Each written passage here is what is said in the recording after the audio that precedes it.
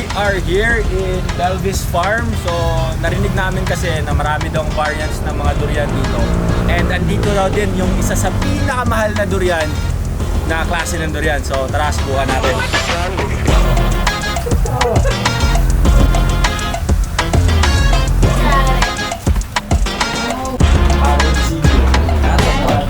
Guys, kami karon diri sa sikat nga Belvis Farm sa Kalinan, Davao City. Nya dayon makita nimo diri sa ilang farm ang tanang klase sa durian. Yeah? So napo diri ang durian nga pinakamahal. Ang gitawag nato Musang King. Musang King. Ma'am, tagpila kay kilo aning Musang King, ma'am? Pilang kilo? 500 po. 500 per kilo. Kini Arancillo. Isa po din sa mga bisagasan yung Lami, makita yapon o lami na. Kini, Umali. umali. Hindi ka na sumalya. Sure, I'm the captain now. Kini timbangan, naman naman kini. Puyat bro. Uyat, kini. Duyaya. Loh, duyoyo, no? Kayaya na. Ha? Kayaya na. Kaya Oh, para kang yaya.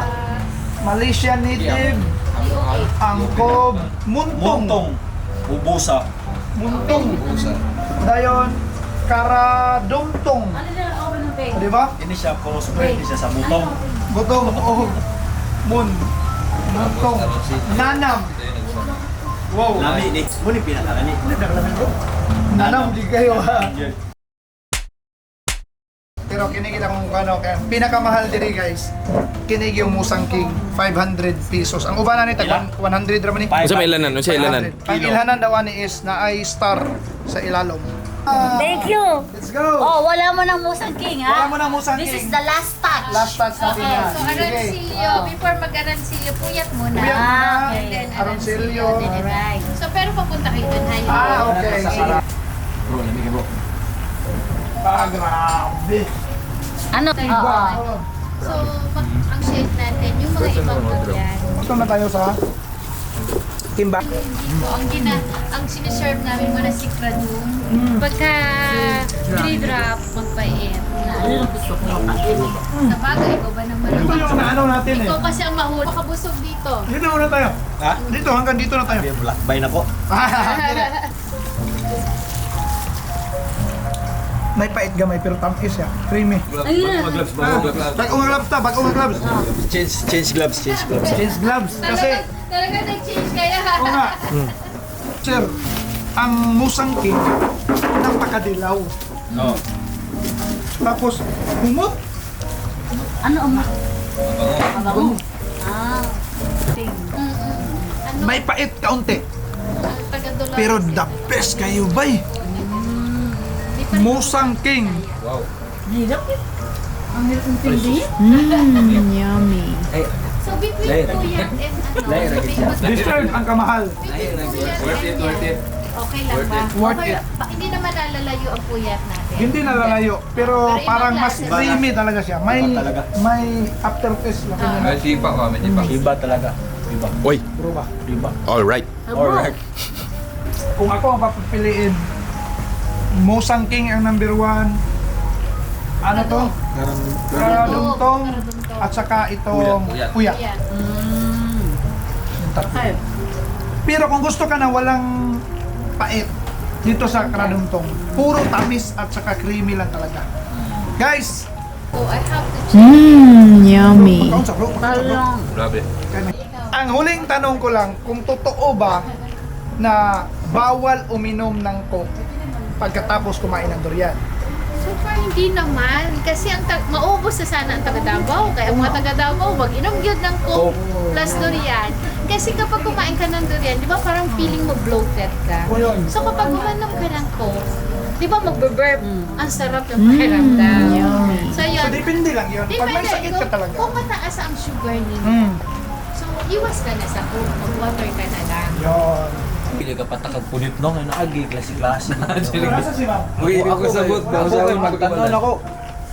Kuanan talaga. Durian. Durian lang talaga. Kahit anong klase, durian lang talaga. Andali. Okay, kung gusto nyo mag-trial ng durian catching, magsampot ng durian. Oh, hindi. Masama sa... Sino kasama sa Sama vlog? na sa vlog. 1, 2, 3. Hagit mo. Yun. Perfect! Mister, usually may technique ng paghagis. So dapat nagkakaintindihan ang harvester at ang catcher. Hindi pwede silang magkaaway or else baka sa mukha ibagsak.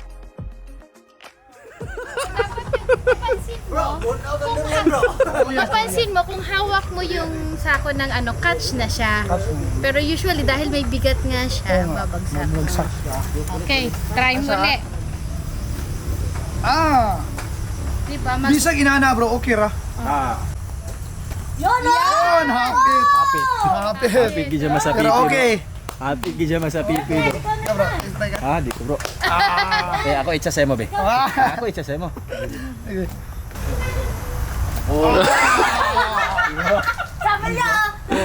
Alright! Ano, bulag ng lawas. Yung isa. Kaya Igo palas manoy. Okay. Sa dating panahon, agriculturist talaga ako.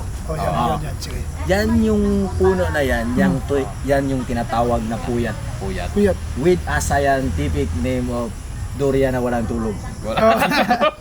Kuyat na durian. Right, so guys, grabe, napaka-solid yung naging experience natin dito sa Belvis Farm. Halos lahat ng variant sila nasubukan natin. And napakasarap ng mga durian nila dito, guys. So, andito kasama natin si Clyde. So, bro, kamusta yung naging experience mo dito sa Belvis Farm? The best para sa akin kasi ngayon ko lang nalaman na marami palang variety ng durian. Durian. Tapos dito mo lang matitikman sa Belvis Park, sa Kalinan. Kalinan, Davao City. So, ano yung pinaka-paborito mo sa lahat ng variants na natin? Yung virus, yung Musang King. Musang King talaga. Yun kasi yung pinakamahal dito. Tapos mayroon pag isa, yung Yaradungtong, ano yun? Taradungtong. Taradungtong, yun.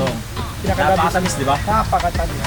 So guys, we are inviting you to come and visit Belvis Farm at masubukan yung mga durian nila dito, alright? See you guys! See you. Thank you. See you sa next vlog.